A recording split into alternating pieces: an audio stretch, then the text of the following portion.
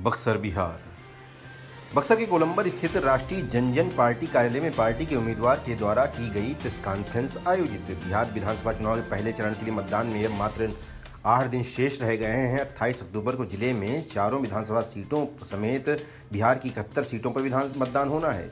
इसको लेकर सभी पार्टियों के उम्मीदवारों के द्वारा दावे प्रतिदावे किए जा रहे हैं। इसी क्रम में बक्सर जिले के गोलंबर स्थित राष्ट्रीय जनजन पार्टी के कार्यालय में पार्टी के उम्मीदवार संजय चौबे ने एक प्रेस कॉन्फ्रेंस आयोजित की, जहां उन्होंने मीडिया कर्मियों से बात करते हुए बताया कि बक्सर जिले में बिहार विधानसभा चुनाव को लेकर एनडीए के बड़े नेता के द्वारा लगातार जनसभा का आयोजन किया जा रहा है। उन्होंने कहा कि मेरी लड़ाई एनडीए के महागठबंधन एवं अन्य प्रत्याशियों के साथ है, मुझे हर हालत में चुनाव लड़ना है।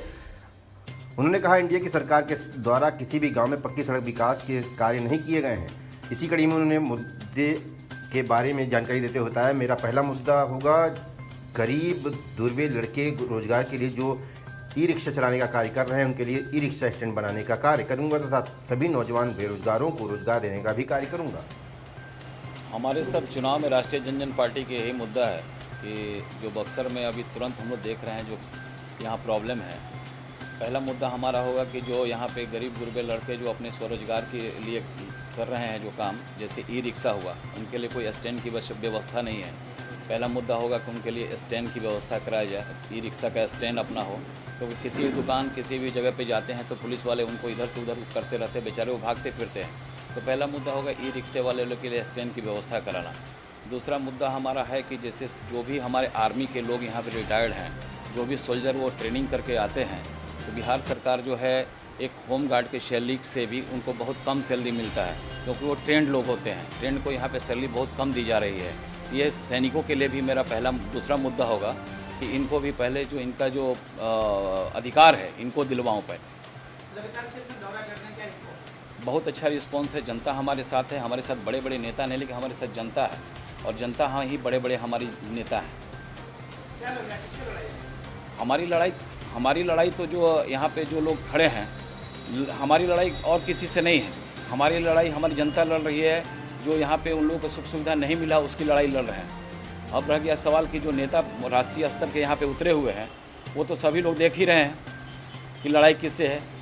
वो तो जनता बताएगी कि लड़ाई किससे है, हम नहीं कुछ कह पाएंगे। असहज तो लाजमी है, क्योंकि बीजेपी जोड़ तोड़ की राजनीति करती है, तोड़ फोड़ की राजनीति करती है। जितनी भी योजनाएं हैं वो सब पेपर पे है। अभी क्या है कि जो भी बिहार सरकार के साथ टाई अप है, अब देखिए वो कैसा गठबंधन होता है कि चिराग जी अलग लड़ रहे हैं। जहां जेडीयू के कैंडिडेट है वहां पे वो चिराग जी दे रहे हैं, जहां बीजेपी के नहीं है वहां नहीं दे रहे। इसी से आप समझ सकते हैं कि बीजेपी का जो भी बीजेपी के लोग हैं वो किस तरह से जोड़ तोड़ की राजनीति कर रहे हैं। तो उस राजनीति से हम लोग परे हैं। हमको तो अपने काम पर विश्वास है, वो क्या कर रहे हैं, क्योंकि उनके पास अपना कोई ब्लूप्रिंट है नहीं कैसे काम करेंगे। हम लोग के पास तो अपना विज़न है, अपना ब्लूप्रिंट लेके ही काम करेंगे। यही हमारा सब मुद्दा है।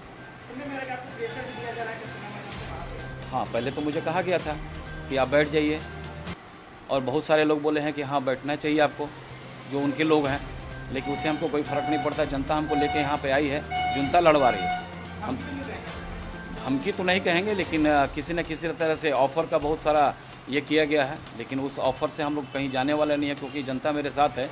हम जनता के लिए हैं, यहाँ पे हैं।